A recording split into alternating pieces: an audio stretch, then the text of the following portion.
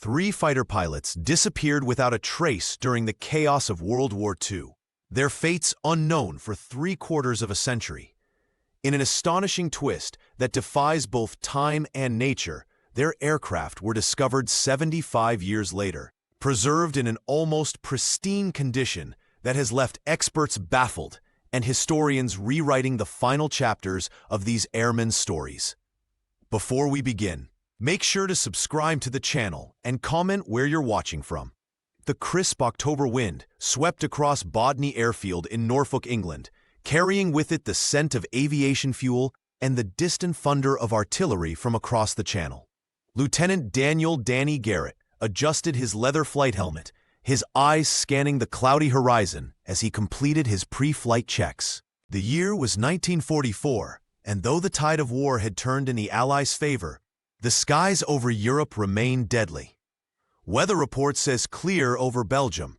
Lieutenant Francis "Frankie" Holbrook called out, his Massachusetts accent cutting through the propeller noise. He tapped the side of his P-51 Mustang affectionately. "Old girl's running smooth today."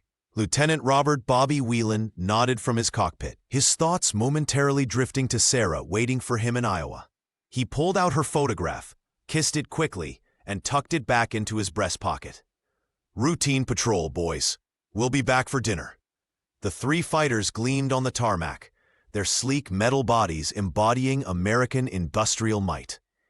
Danny ran his hand along the control panel, feeling the familiar switches and dials that had kept him alive through 27 combat missions. His grandfather had fought in the Great War. Now Danny carried that legacy of integrity into every mission. "Remember, Walter's birthday is next month," Frankie said over the radio as they taxied toward the runway. "Promised the kid I'd make it home with a souvenir from the continent."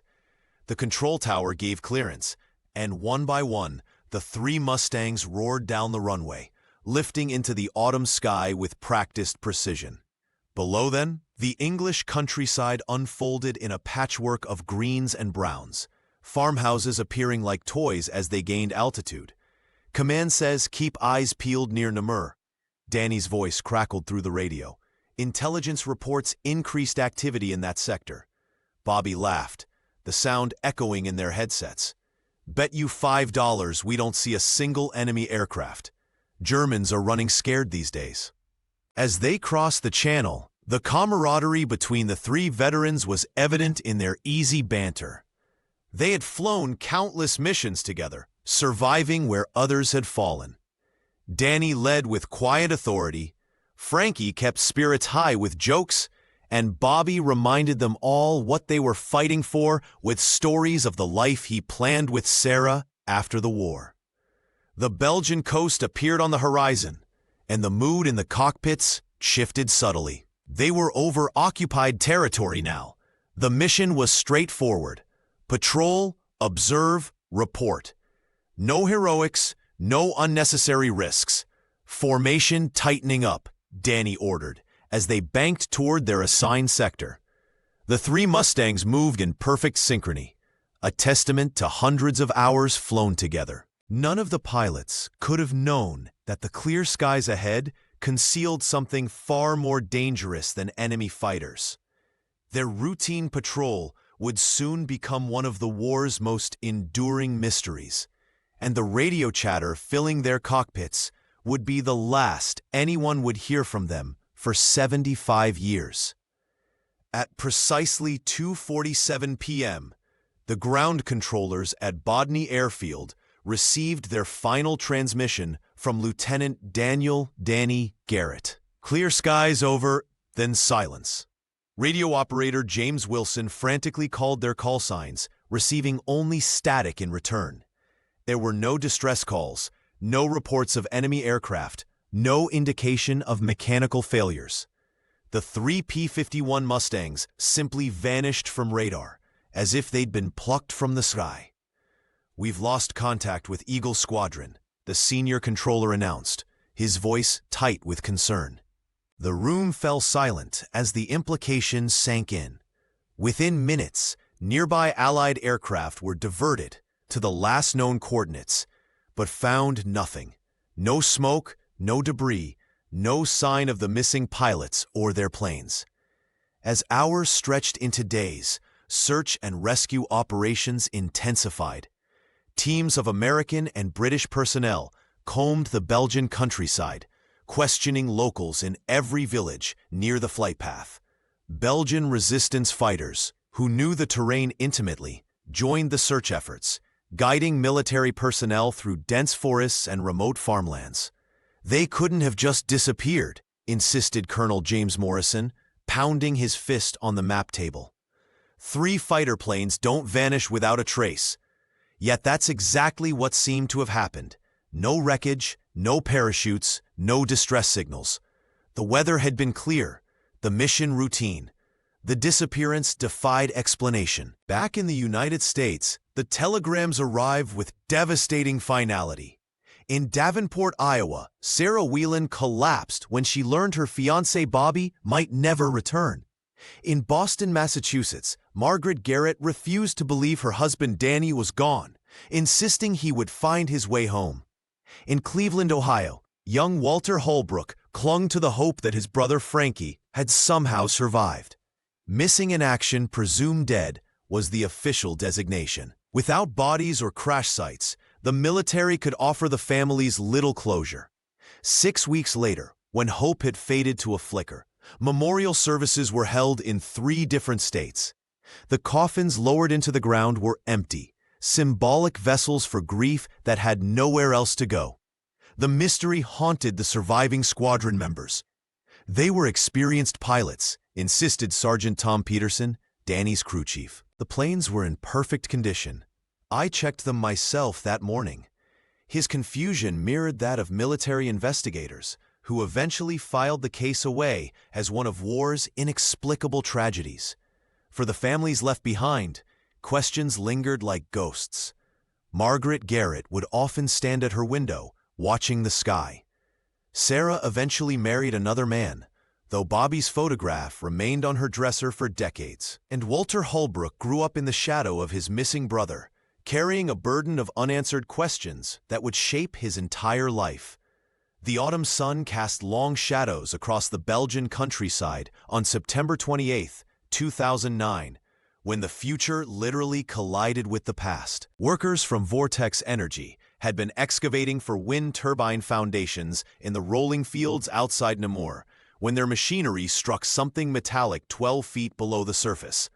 "Stop everything," shouted Marc Dubois, the site foreman, as the excavator's bucket scraped against what appeared to be aircraft aluminum.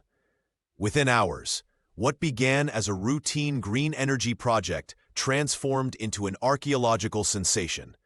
As careful digging continued, the workers uncovered not 1, but 3 World War II fighter planes buried in the soft Belgian soil. The P-51 Mustangs were arranged in a perfect defensive triangle formation, their metal fuselages remarkably preserved by the clay-rich earth that had entombed them for 65 years. "It was like they had been deliberately positioned," recalled Dubois later.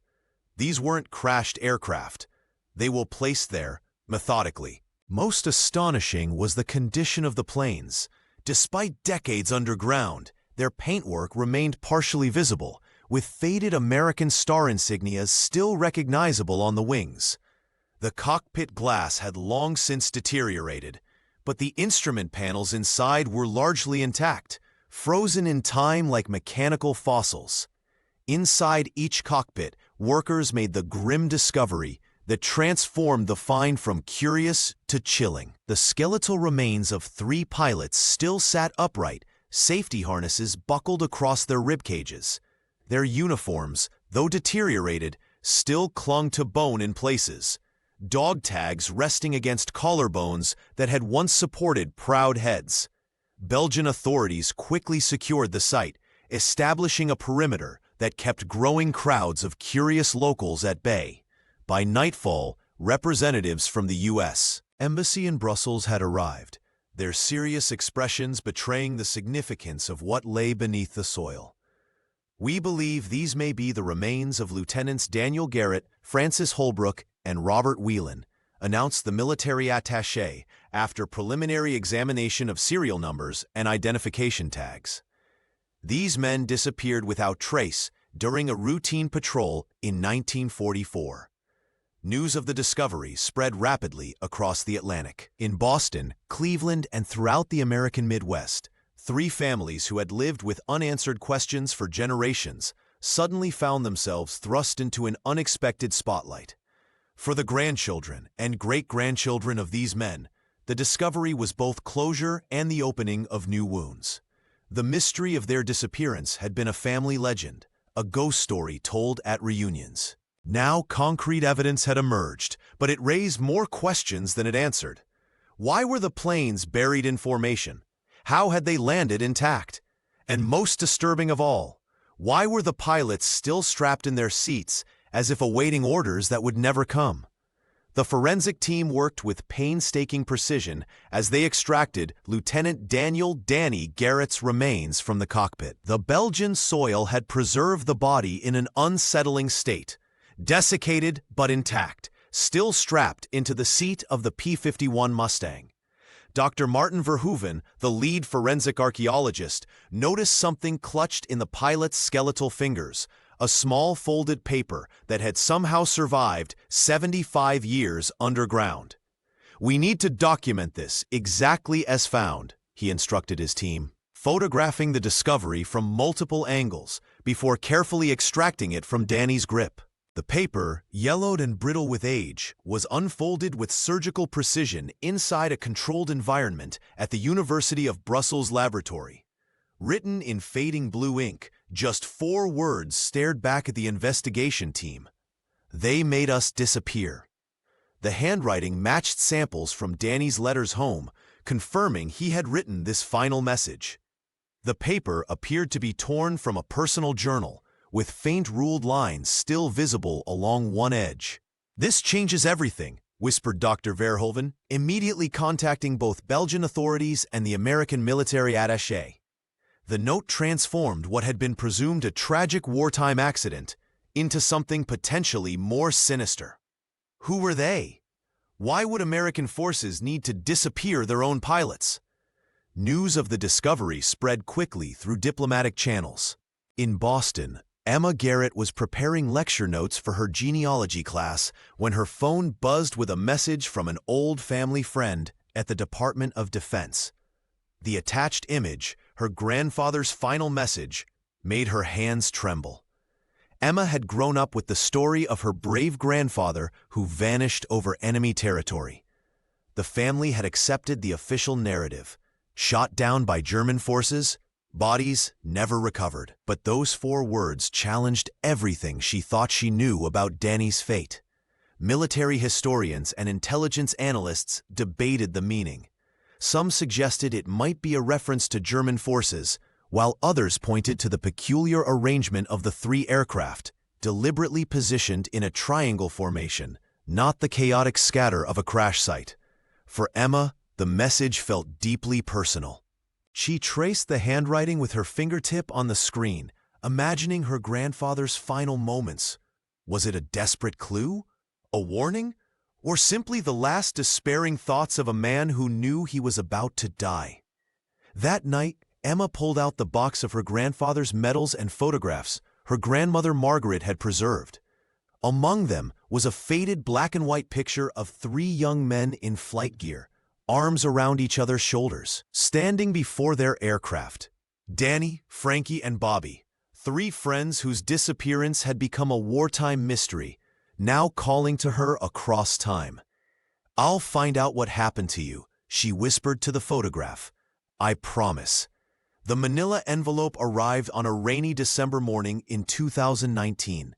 Emma Garrett set her coffee down as she examined the Air Force insignia on the return address. Inside, she found yellowed news clippings, military documents, and a fragile piece of paper, the torn journal page with her grandfather's handwriting. "They made us disappear." Emma's hands trembled as she spread the materials across her dining table in Boston. As a genealogist, she'd spent her career helping others uncover their family histories. But her own grandfather's story had always been a tidy, closed chapter. Lieutenant Daniel Garrett, heroic fighter pilot, Lost over Belgium in 1944. End of story. This changes everything, she whispered, tracing the faded ink with her fingertip. The package had been sent by Colonel James Whitaker, retired Air Force, who'd been investigating cold cases from World War II. His note was brief: "Your grandfather deserves the truth. So do you." Within days, Emma's apartment transformed into an investigation hub. Maps of Belgium covered her walls, flight paths marked in red. She requested her grandfather's service records, only to discover large sections mysteriously redacted. The official report claimed Danny and his squadron mates had been shot down by enemy fire. Yet the recently discovered planes showed no battle damage. "Something's not right," she told her colleague over the phone. 3 planes don't just vanish without a trace, then turn up perfectly preserved 75 years later. 2 weeks later, Emma landed in Brussels with a suitcase and a determination that surprised even herself. She visited the excavation site near Namur first, standing in the cold field where the 3 Mustangs had rested for decades. The wind energy company had halted construction, and the area was now cordoned off as a historical site. At the local archives, Emma encountered her first real resistance. The elderly archivist's smile vanished when she mentioned her grandfather's name. "Those records are sealed," he said, suddenly busy reorganizing papers. "Military jurisdiction." At a small cafe in Namur, Emma approached an old man who'd been quoted in a newspaper about witnessing American planes in 1944. He recognized her surname immediately. "Garrett, like the pilot?" His eyes darted nervously. "I have nothing to say about that day."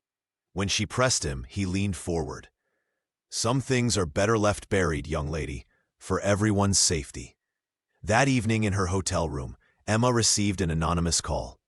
"Go home, Miss Garrett. Your grandfather died a hero. Let that be enough." She hung up, heart racing.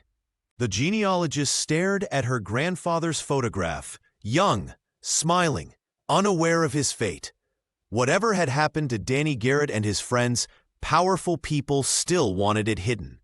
Emma opened her laptop and booked a train to Boston, not to retreat, but to dig deeper. Her grandfather's voice seemed to echo from that torn journal page. "They made us disappear." "Not anymore," Emma promised. "Not anymore." The Boston rain tapped against the windows as Emma Garrett climbed the narrow staircase to her grandmother Margaret's attic. The old Victorian house had remained largely untouched since Margaret's passing 3 years ago. Emma had postponed this final clearing of personal effects, but now her investigation demanded it. In the far corner, beneath a faded quilt, sat a military-issue trunk. The leather straps had hardened with age, the brass buckles tarnished to a dull amber. Emma's hands trembled slightly as she worked the clasps open. The trunk had been sealed for decades, yet something about it felt recently disturbed. The dust pattern around the lock inconsistent with the rest of the attic. "This was his," she whispered to herself as the lid creaked open. The scent of mothballs and old paper rushed out, carrying with it the weight of 75 years. On top lay Daniel Garrett's uniform, meticulously folded, the fabric surprisingly well preserved.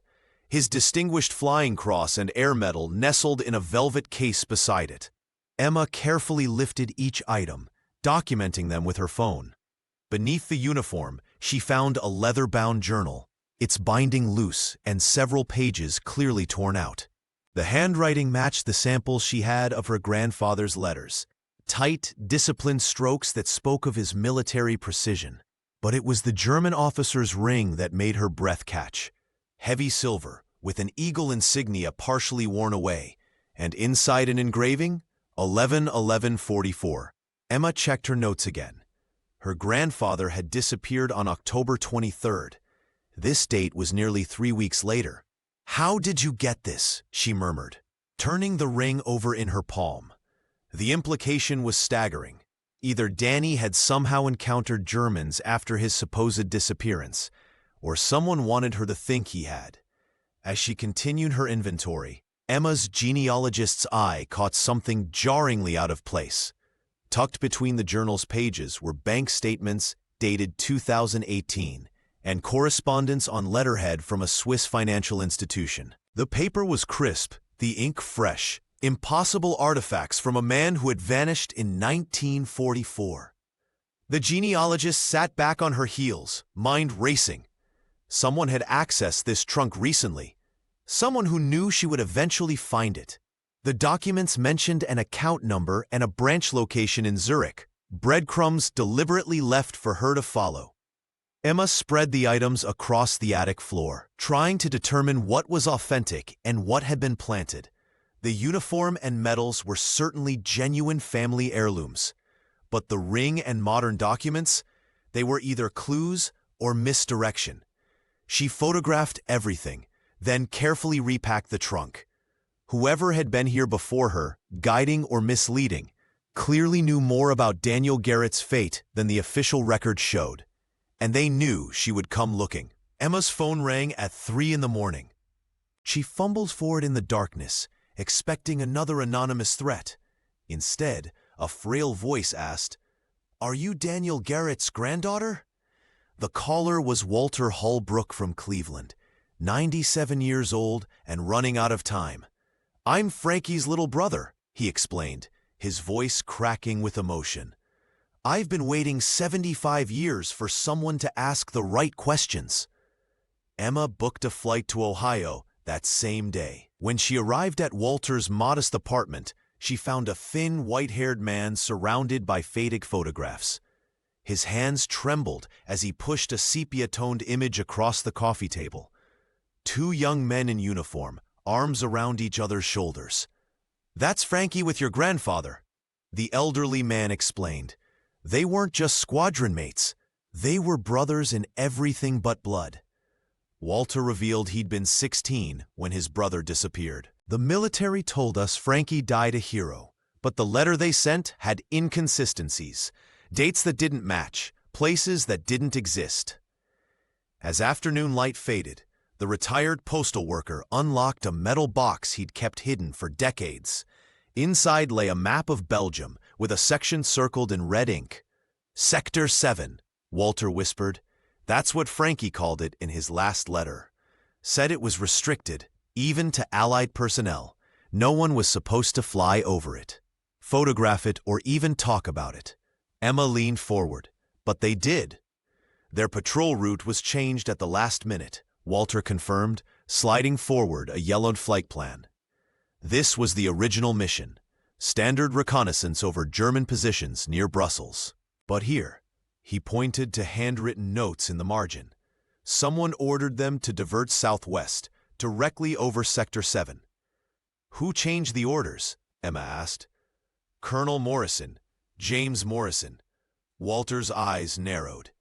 "A man who visited our house 3 days after Frankie disappeared, asking if my brother had sent any letters or packages home." Emma felt a chill. "The same Morrison who signed the authorization I found in Switzerland." Walter nodded slowly.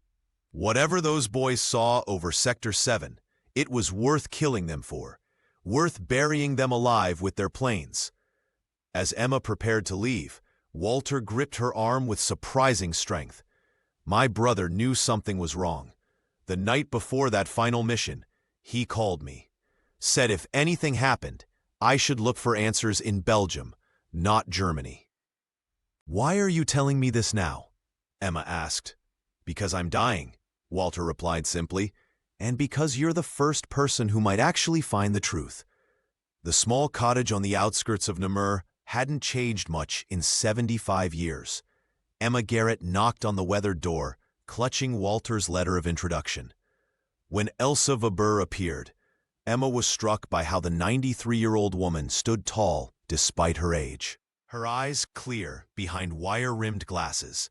"You are Daniel's granddaughter," Elsa said, in accented English. Not a question, but a statement of recognition.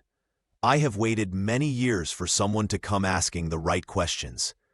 Inside, the retired schoolteacher served tea in delicate cups that had survived the war. Photographs lined the walls, children she had taught, resistance fighters she had known, and a life rebuilt from the ashes of occupation.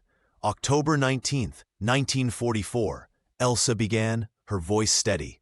I was 19 then, working as a courier for the resistance. We had been liberated just weeks before, and American soldiers were everywhere. She closed her eyes, summoning the memory. I was gathering herbs at the edge of the forest when I heard them. 3 planes, flying low. Emma leaned forward. My grandfather's squadron. They were not shot down, Elsa said firmly. The aircraft landed in formation, on the flat field near what we called Sector 7. The pilots seemed to be following instructions from the ground. Her fingers traced invisible patterns on the tablecloth. Within minutes, American vehicles, not German, surrounded them. Elsa described watching through binoculars as the 3 pilots emerged from their cockpits. Lieutenant Daniel Garrett, Francis Holbrook, and Robert Whelan stood confused on Belgian soil, speaking animatedly with the soldiers who approached them. They were arguing. Your grandfather pointed at something beyond the field repeatedly. Elsa's voice dropped. Then more soldiers arrived. A man in an officer's uniform gave an order, and suddenly guns were drawn. Emma felt her throat tighten. They were Americans threatening other Americans. The pilots were marched away at gunpoint, Elsa confirmed. I followed at a distance. They were taken to a building at the edge of Sector 7. She paused, her hands trembling slightly. 2 days later, I saw the same officer supervising as the planes were buried. The pilots were nowhere to be seen. For decades, Elsa had tried to tell her story. Local authorities dismissed her as traumatized. American investigators never came. Eventually, she stopped trying. Why would they do this? Emma whispered. The pilots saw something they should not have, Elsa replied. Something happening in that compound that even our own resistance was forbidden to approach. As dusk fell, Emma realized the enormity of what she'd learned. Her grandfather hadn't died in combat against Nazi forces. The truth was far worse. Betrayed and likely executed by his own countrymen, then deliberately erased from history. I have carried this truth alone for too long, Elsa said, taking Emma's hand. Now it is yours. Back in Boston, Emma Garrett settled into her apartment, the weight of her discoveries pressing heavily on her mind. She spread the contents of her grandfather's trunk across her living room floor, methodically examining each item again.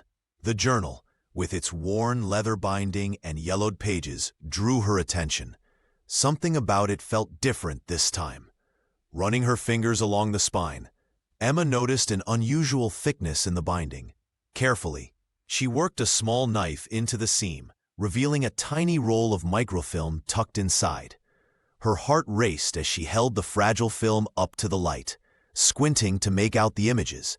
The next morning, Emma contacted Dr. Lawrence Chen at Boston University, an expert in historical document preservation. This could be nothing, she explained, handing over the microfilm, but I need to know what's on it.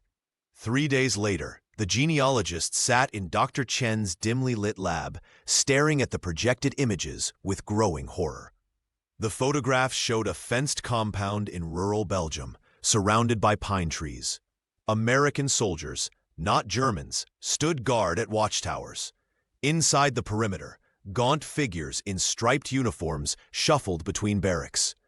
These aren't German prisoners, Emma whispered, leaning closer. Look at the markings on their uniforms. Dr. Chen adjusted his glasses. Some appear to be British, Canadian, even American. And these others, he pointed to civilians in tattered clothes, they have different markings altogether. One image showed the compound from above, clearly taken from a reconnaissance aircraft. Another captured the entrance gate with a sign reading, Sector 7. Authorized personnel only. The final photograph revealed medical equipment inside a sterile-looking barracks with restrained patients on examination tables. Your grandfather Daniel must have taken these himself, Dr. Chen suggested, or received them from someone who did. Emma's mind raced to connect the pieces.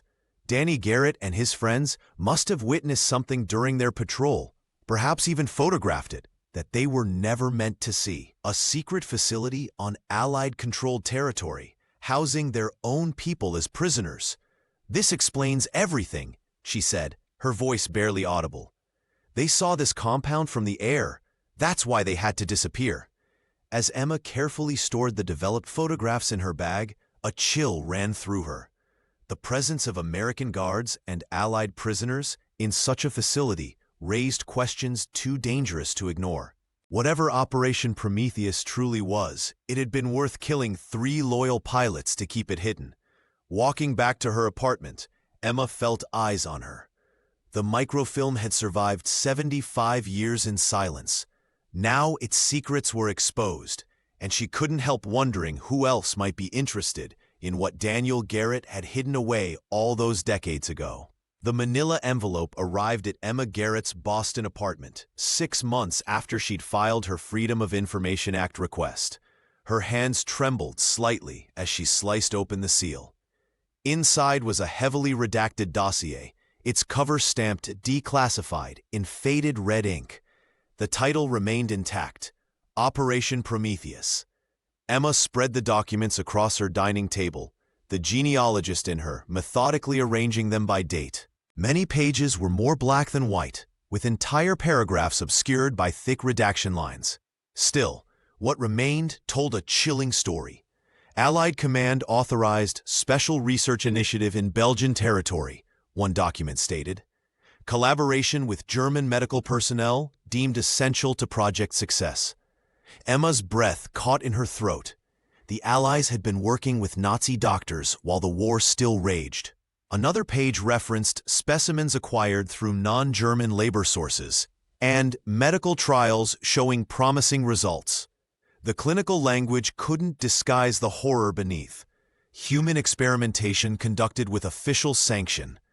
She found a map with Sector 7 clearly marked, its boundaries corresponding exactly to the flight path her grandfather's patrol had taken that fateful day. The restricted zone wasn't protecting Allied assets from German forces as officially claimed. It was hiding Allied atrocities from their own soldiers.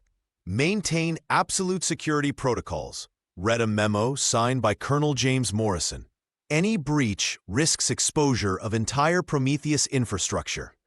Authorized personnel only beyond perimeter." Emma poured herself a glass of wine, her hand unsteady. The pieces were falling into place. Daniel Garrett and his friends hadn't stumbled upon enemy activity. They'd witnessed something their own command needed to keep hidden at all costs. A personnel list caught her attention. Among the American military doctors assigned to the facility was a name she recognized from her grandfather's journal: Dr. Harmon, the flight surgeon who had cleared the 3 pilots for their final mission. The connection was undeniable. Most disturbing was a communication dated 3 days after her grandfather disappeared. Security breach contained. 3 witnesses neutralized. No evidence remains. Recommend continued operation. Emma pushed away from the table, suddenly needing fresh air. The apartment felt too small, too confined with the weight of what she'd discovered. The United States government, the supposed liberators of Europe, had authorized medical experiments on human beings and murdered 3 of their own pilots to keep it secret. She thought of Walter Holbrook in Cleveland, waiting for her call, of Elsa in Belgium, who had carried this burden for decades. The truth was far worse than any of them had imagined. Emma reached for her phone. This wasn't just about 3 missing pilots anymore. This was about a conspiracy that reached to the highest levels of command, one that remained dangerous even 75 years later. The Swiss winter sun glinted off the polished stone exterior of Zurich's Banque Nationale as Emma Garrett pushed through the revolving doors. A cryptic account number found among the modern documents in her grandmother's trunk had led her here, across the Atlantic, to this temple of discretion and wealth. "I have an appointment," Emma told the receptionist, sliding across her passport and a yellowed letter of authorization. The woman's eyes widened slightly at the date on the document, 1946, But Swiss banking protocol prevailed over surprise. 30 minutes and 3 security checkpoints later, Emma found herself in a private viewing room. The manager placed a metal safety deposit box on the table between them. "This has been in our care for 73 years, Miss Garrett. The annual fees were paid through a standing order from an account in Bern." When the manager left, Emma's hands trembled as she inserted the key. The box was registered to D. Garrett, CO, American Embassy, Bern, her grandfather, who had supposedly died 2 years before the box was rented. Inside lay a manila envelope, its contents meticulously preserved in the climate-controlled vault. Emma spread the items across the table. 5 black-and-white photographs of a compound surrounded by barbed wire. A typewritten list of names, with test subjects Prometheus as a header, and a sealed envelope marked "For Margaret" in what she recognized as her grandfather's handwriting. But it was the official memorandum that made her blood run cold. On letterhead from Allied Command Europe, Colonel James Morrison had authorized the neutralization of security threat posed by Lieutenants Garrett, Holbrook, and Whelan, effective immediately. The document continued. "Witnesses report unauthorized aerial surveillance of Sector 7 facility. Subjects demonstrated knowledge of operations. Containment protocol enacted per Directive WH 1944-117. Emma's hands shook as she noted the reference, WH 1944-117, a White House directive.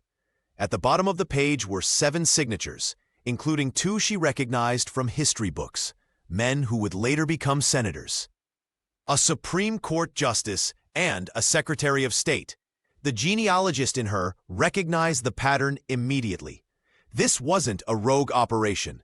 The disappearance of Danny, Frankie, and Bobby had been sanctioned at the highest levels of Allied command, a deliberate erasure of 3 men who had seen something they shouldn't have. Emma carefully photographed each document with her smartphone before returning them to the box. She left the envelope for Margaret sealed.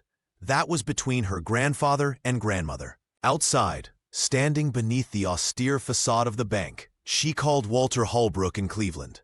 "They knew," she said simply. "They ordered it." The elderly man's voice cracked. "All these years, I thought it was the Germans." "No," Emma replied, watching her breath form clouds in the cold Swiss air. "It was our side, and they made sure no one would ever find out." Emma Garrett arrived at a small farmhouse outside Namur, where 75 years of secrets lay buried beneath the soil. Luc Verstraete, now 87, welcomed her with trembling hands and eyes that had seen too much. The elderly farmer's weathered face showed the weight of memories he had carried since childhood. "I was only 12 when they came," Luc began, pouring Emma tea in his modest kitchen. "American soldiers, not Germans, with trucks and shovels." His voice cracked as he described that autumn day in 1944. The troops had appeared suddenly, cordoning off a section of his father's land that bordered the mysterious Sector 7. "They needed small hands," he continued, "boys who could dig in narrow spaces." Emma leaned forward, recording every word as the farmer described how he and 3 other village children were forced to help excavate 3 massive pits in the soft Belgian soil. What happened next had haunted Luc for decades. They brought the planes one by one on special carriers. The aircraft weren't damaged, not a scratch. His hands gestured the dimensions of the P-51 Mustangs. Then they carried the pilots. Emma's breath caught. "They were alive?" "Not awake, but breathing," Luc confirmed. "I saw their chests moving." American medics were there, checking them, injecting something. He described how each pilot, Danny, Frankie, and Bobby, was carefully positioned in their respective cockpits, hands arranged naturally on controls, oxygen masks secured. The officer in charge, a colonel with silver hair, he made us help strap them in. Tears welled in the farmer's eyes. "I didn't understand then. I thought perhaps they were sick, being transported somewhere." The truth was far more sinister. Once the planes were positioned in their triangle formation, the soldiers began filling the pits. "When I realized what was happening, I tried to run," Luke whispered. "A soldier caught me, held a gun to my head." The colonel had gathered the villagers afterward, his message clear. Anyone who spoke of what they'd witnessed would face military tribunal and execution. Their families would suffer the same fate. In a war-torn country still under partial occupation, such threats carried absolute weight. "For 75 years, I've lived with this," Luke said, his voice steadying with the relief of confession. "When they found the planes in 2009, I almost came forward. But old fears—" He shook his head. Emma placed her hand over his. "You were a child, forced at gunpoint." "They buried those men alive," the farmer replied, slowly, carefully, making it look like some mystery for history. But it was murder. American officers killing their own men to hide whatever happened at Sector 7. As Emma left the farmhouse, the weight of Luke's testimony settled on her shoulders. This wasn't just a wartime tragedy or accident. It was a deliberate erasure, a crime committed not in the chaos of battle, but in calculated silence. Emma Garrett's phone rang at 3 in the morning, jolting her awake in her Boston apartment. The voice on the other end was digitally distorted, almost mechanical. "Stop looking into Sector 7. Your grandfather chose to disappear. Honor that choice." Before she could respond, the line went dead. Emma sat in the darkness, heart pounding. This wasn't the first warning. 3 similar calls had come in the past week, each more threatening than the last. The next morning, Emma discovered her email had been compromised. Messages between her and Walter Holbrook were missing, and her correspondence with the Belgian archives had been deleted. Someone was systematically erasing her digital trail. Walking to her car, Emma noticed an unfamiliar black sedan parked across the street. The same vehicle had been there yesterday, and the day before. The driver, a man in sunglasses despite the overcast weather, pretended not to watch her. At the coffee shop where she often worked, Emma opened her laptop to find a message from an encrypted sender. "The microfilm contains classified information. Return it immediately." "Seems like you've stirred up quite the hornet's nest," said a voice beside her. A man in his 50s, wearing a crisp navy suit, slid into the chair opposite her. "Thomas Reeves, Department of Defense," he added, flashing an ID too quickly for Emma to verify. "I don't know what you're talking about," Emma replied, closing her laptop.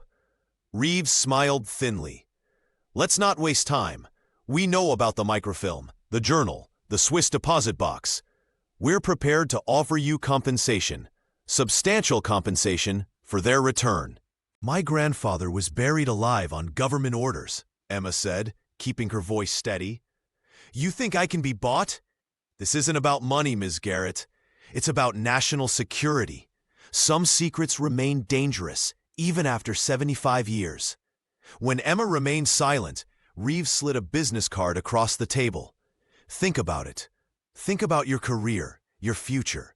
Think about what Daniel Garrett would want for his granddaughter." That evening, Emma found her apartment door slightly ajar. Nothing was missing, but everything had been searched. Drawers left open, books removed from shelves. The message was clear. Nowhere was safe. Calling Walter from a public phone, Emma whispered, "They're watching me." "They've always been watching," the elderly man replied. "They watched my brother's grave for decades. They watched me. Now they're watching you." Emma leaned against the cold glass of the phone booth. "I'm scared, Walter." "Danny was scared too," Walter said softly. But he didn't back down. That's why they buried him, because he refused to vanish quietly. Emma touched the microfilm in her pocket. The truth about Sector 7 had powerful protectors, even 3/4 of a century later. But she was a Garrett. And Garretts, as her grandmother Margaret always said, didn't scare easily. Emma sat across from Walter Holbrook in his modest Cleveland apartment. The 97-year-old man's hands trembled as he pushed a faded photograph toward her. A young man in uniform, smiling with the confident optimism of youth. "That's Frankie," Walter said, his voice cracking. "I was only 16 when he left for England. He promised he'd come back. The elderly man's eyes welled with tears as he turned away, gazing out the window at the gray Ohio sky. Emma reached out, placing her hand gently over his weathered one. "Walter, you couldn't have known what would happen." "But I did know something was wrong," he confessed, pulling open a drawer in the side table. From it, he extracted a yellowed envelope. This arrived 2 weeks after they told us Frankie was missing. No return address, postmarked from Switzerland. Inside was a single sheet of paper with just 3 sentences. "Whatever they tell you, don't believe it. Never ask about Sector 7. Keep Mom and Dad safe." "I was just a kid," Walter continued, his voice barely above a whisper. "I was scared. I showed it to our parents, and Dad burned it right away. Said it was better not to ask questions during wartime." Emma carefully examined the envelope, noting the distinctive handwriting that matched samples of Frankie's letters she'd seen in her research. "He was trying to protect you." "For 75 years, I've lived with this," Walter said, tapping his chest weakly, "wondering if my silence made me part of whatever happened to them. If I'd gone to someone, anyone, maybe the truth would have come out decades ago." A nurse entered quietly, checking Walter's medication and adjusting his oxygen. His health was clearly failing. His breathing labored even with assistance. After the nurse left, Walter gripped Emma's wrist with surprising strength. "I don't have much time left, but you can still make this right. Don't let them scare you off like they did me." "The calls started yesterday," Emma admitted. "Someone from Washington warning me to drop it." Walter nodded knowingly. "They threatened my family back then too. That's how they kept us quiet." He gestured toward a small box on the bookshelf. "Take it. Everything I've collected over the years. Newspaper clippings, military contacts, rumors." As Emma prepared to leave, Walter called her back. "Your grandfather and my brother were friends until the end. That makes us family." His eyes, though clouded with age, burned with determination. Family finishes what family starts. Emma felt the weight of his words as she stepped into the cold Cleveland afternoon. The box under her arm contained 75 years of one man's quiet resistance, and now that burden was hers to carry forward. Elsa Weber's hands trembled as she placed the faded black-and-white photograph on the table between them. The small kitchen in her Brussels apartment smelled of herbal tea and memories that refused to fade. Emma Garrett leaned forward, studying the image of 3 young men in flight jackets, their faces bright with the optimism of youth. "I made a promise to them," Elsa whispered, her Belgian accent still prominent despite decades in Brussels. "Not with words, they could not hear me then, but in my heart. I vowed they would not be forgotten, not be erased." The elderly schoolteacher described how the burden of what she had witnessed had shaped her entire life. For 75 years, she had collected newspaper clippings, written letters to editors, and approached American journalists whenever they visited Belgium. Each time, her story was dismissed as the ramblings of a confused old woman, or worse, deliberate fiction. "They patted my hand," she said bitterly, "and spoke to me as if I were a child inventing stories." Emma nodded, understanding the particular sting of that dismissal. "But you kept trying anyway. What choice did I have? I saw everything." Elsa's voice strengthened with conviction. "I was 19, working as a courier for the resistance. I watched from the tree line as American medics, not German soldiers, Americans, approached the 3 planes after they landed. Daniel, Francis, and Robert were conscious, arguing, until the medics injected them with something. The former resistance member described how the pilots went limp almost immediately. With methodical precision, the American soldiers arranged the men in their cockpits, carefully positioning their hands to appear natural, as if they had died while flying. They even placed Daniel's fingers around a pen and paper," Elsa continued. "I heard one officer say it would complete the mystery if they were ever found." Emma felt a chill. They wanted people to find them eventually. Yes, not right away, but someday. A ghost story is more powerful than a covered-up execution. Elsa's eyes, though clouded with age, burned with remembered outrage.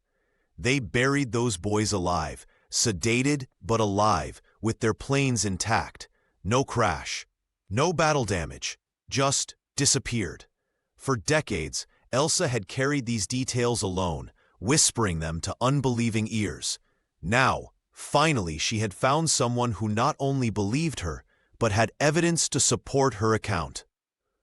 "You are the first person who didn't look at me with pity or suspicion," the teacher said, reaching across to grasp Emma's hand.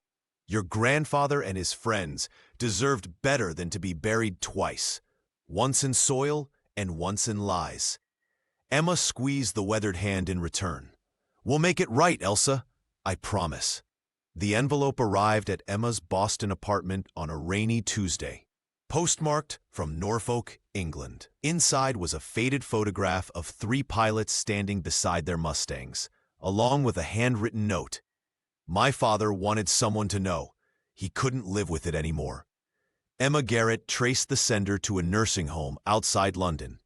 Judith Peterson, 78 and frail, was the daughter of Sergeant Thomas Peterson, who had served as her grandfather's crew chief at Bodney Airfield. The genealogist arranged a video call, not expecting much beyond the usual war stories. "Dad kept it inside for 60 years, Judith explained, her British accent softened by decades away from England. "Only told me when the cancer had taken most of him. Said he couldn't face God with this still on his conscience."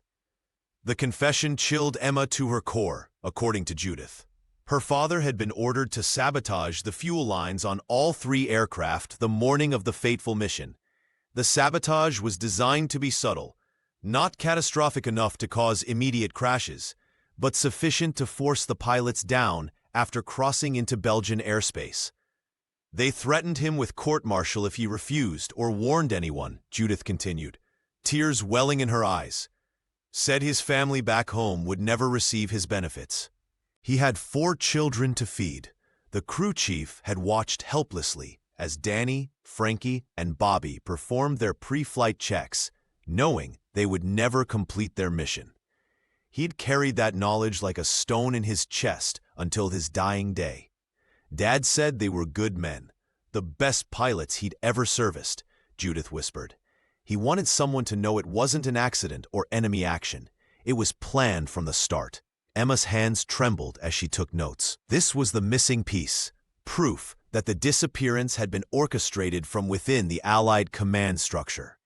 The mission was designed to fail, forcing the 3 friends down precisely where they could be silenced after witnessing whatever horrors lurked in Sector 7. "Did your father know why?" Emma asked. "Why these 3 pilots specifically?" Judith shook her head. "Only that they were chosen because their patrol route had been changed at the last minute. Someone wanted them to fly over that restricted area." After ending the call, Emma stared at the photograph. 3 young men smiling, unaware of the betrayal awaiting them. She pinned it to her investigation board, alongside the microfilm images and Elsa's testimony.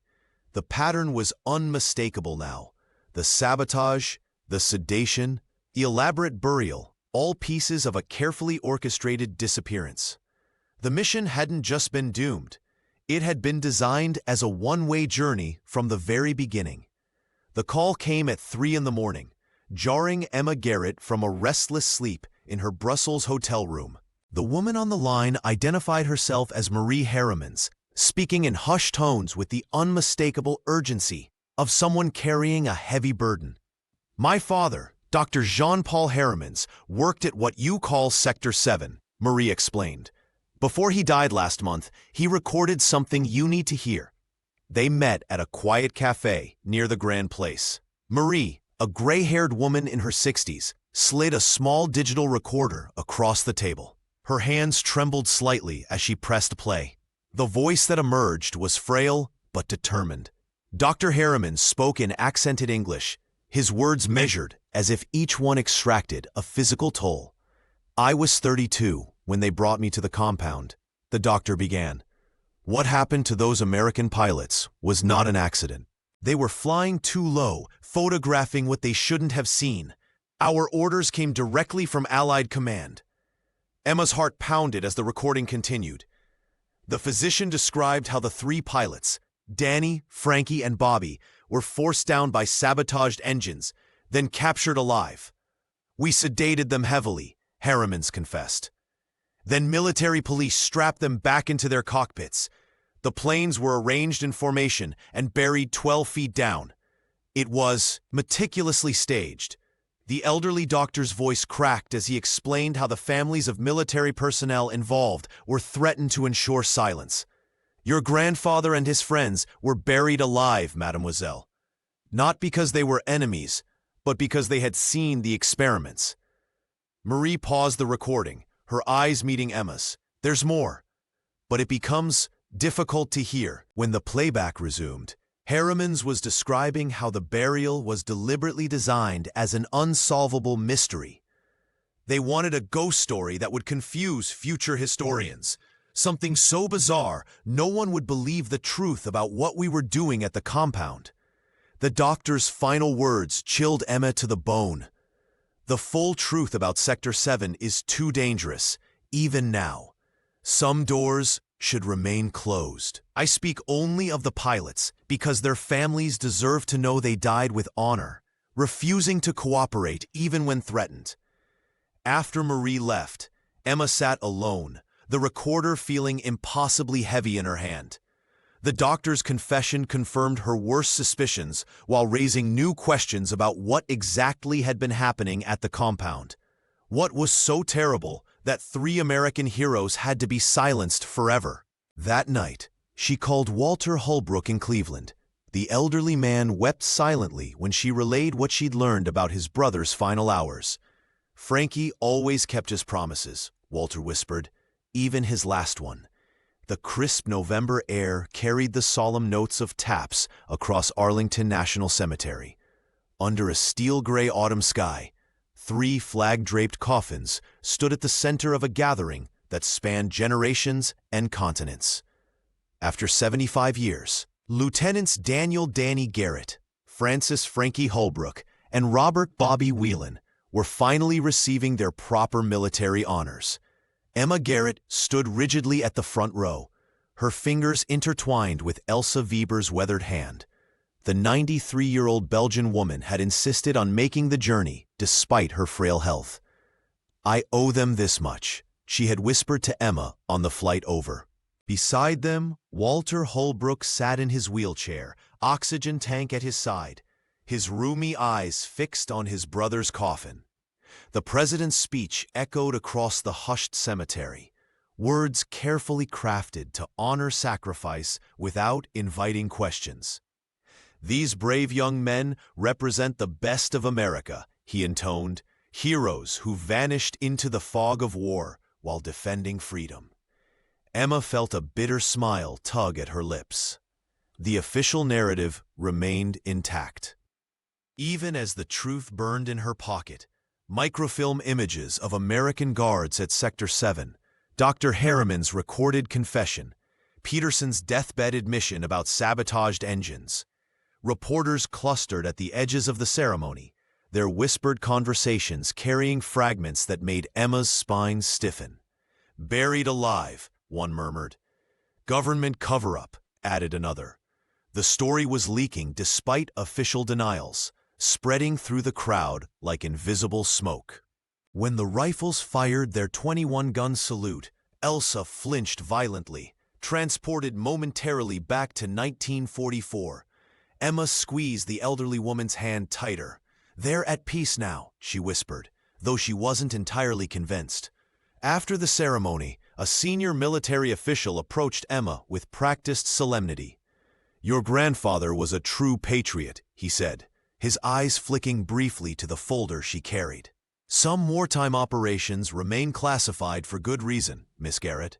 National security concerns don't expire. Emma met his gaze steadily. Neither does the truth, sir. As the crowd dispersed, Emma, Walter, and Elsa remained by the 3 fresh graves. The elderly Belgian woman placed a single white rose on each headstone. I saw them alive that day, she said, her voice carrying only to her companions. Now I've seen them properly laid to rest. The circle is complete. Walter nodded weakly. Frankie would have appreciated this view, he said, gesturing to the endless rows of white markers stretching across the gentle slopes. Emma felt strangely hollow despite the vindication. The men were no longer missing, no longer buried in foreign soil under a conspiracy of silence. Yet the full truth remained known only to a handful of people, still officially denied. As she placed her hand on her grandfather's headstone, Emma realized that some victories came with their own form of emptiness. Emma Garrett spread the documents across her dining table in Boston, each piece a fragment of the puzzle she'd spent months assembling. Photographs from the Belgian site, Walter Holbrook's tearful testimonies, the microfilm images of Sector 7, Elsa Weber's handwritten account, all carefully organized in acid-free folders. The truth about her grandfather Daniel and his fellow pilots now existed in physical form, no longer just whispers and suspicions. She sealed everything in a fireproof lockbox, hesitating before turning the key. The weight of history rested in her hands. Should the world know what really happened to these men, or would revealing the truth dishonor their sacrifice?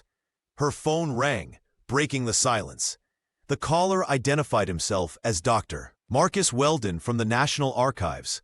"I understand you've been collecting materials about Bodney Airfield's lost pilots," he said, his tone measured. "I'd like to discuss your findings." They met at a quiet cafe near Boston Harbor. The historian, gray-haired and wearing a tweed jacket, studied Emma carefully before speaking.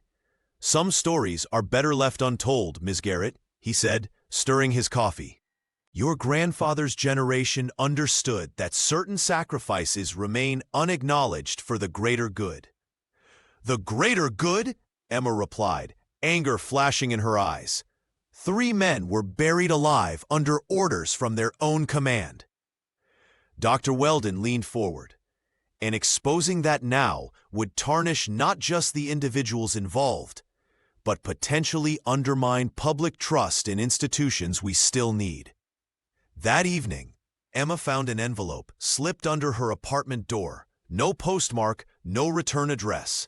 Inside was a newspaper clipping about a historian who died in a home invasion after researching classified World War II operations. The message was clear. More warnings followed.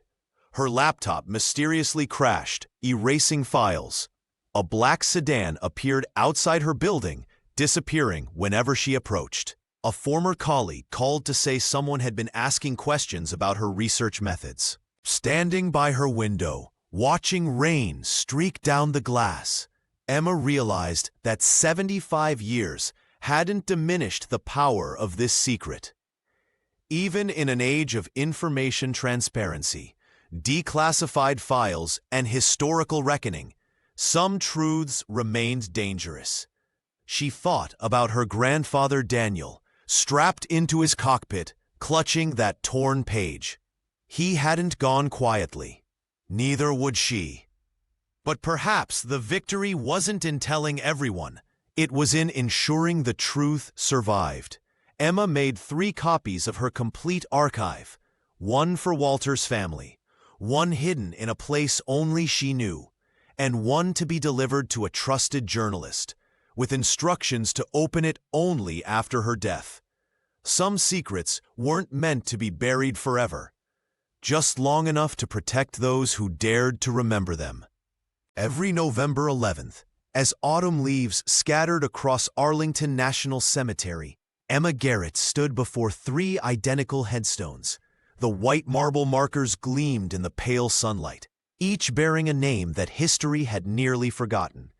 She placed 3 handwritten notes, one at each grave. "You were seen," they read, a simple promise fulfilled. 10 years had passed since the reinterment ceremony. Emma's dark hair now showed strands of silver, much like her grandmother Margaret's in the photographs she'd found in that fateful trunk. The investigation had changed her life irrevocably, transforming a successful genealogist into something of a pariah in certain government circles. Walter Holbrook had passed away 3 winters ago, Emma had been at his bedside in Cleveland, holding his weathered hand as he struggled for his final words. "You did right by them," the elderly man had whispered, his eyes bright with unshed tears. "By Frankie and the others. My brother can rest now." His funeral was small, attended mostly by distant relatives who knew nothing of the burden he had carried for decades. The knowledge of his brother's true fate. Elsa Weber followed 6 months later. The retired schoolteacher had found peace in her final days, writing to Emma that she could finally close her eyes without seeing those 3 young Americans being marched away at gunpoint. "The boys are remembered now," her last letter stated. "That is all I ever wanted." The full truth behind Operation Prometheus remained elusive. Government archives continued to release heavily redacted documents, acknowledging minor improprieties while burying the darkest aspects of what had happened at Sector 7. Emma's compiled evidence sat in a secure location, its contents too explosive for full disclosure, but too important to destroy. Occasionally, a journalist or historian would contact Emma, seeking interviews about the Mustang mystery. She gave them carefully measured responses, knowing that some secrets might still endanger lives. The mysterious phone calls had eventually stopped, but Emma never felt truly unwatched. What mattered most to her wasn't the conspiracy that had claimed the lives of Daniel Garrett, Francis Holbrook, and Robert Whelan. It was their final act of defiance. Danny clutching his torn journal page, Bobby hiding the microfilm, Frankie leaving coded messages for his brother. 3 men who, facing certain death, had refused to disappear quietly. As Emma placed fresh flowers before the graves, she noticed an elderly man watching from a distance. He nodded once in her direction before turning away. There would always be those who preferred the past remain buried, just as there would always be those who fought to unearth it. The mystery of why 3 fighter pilots had to vanish would never be completely solved. But one truth remained undeniable. They had ensured that someday, someone would ask the questions that could not be buried forever.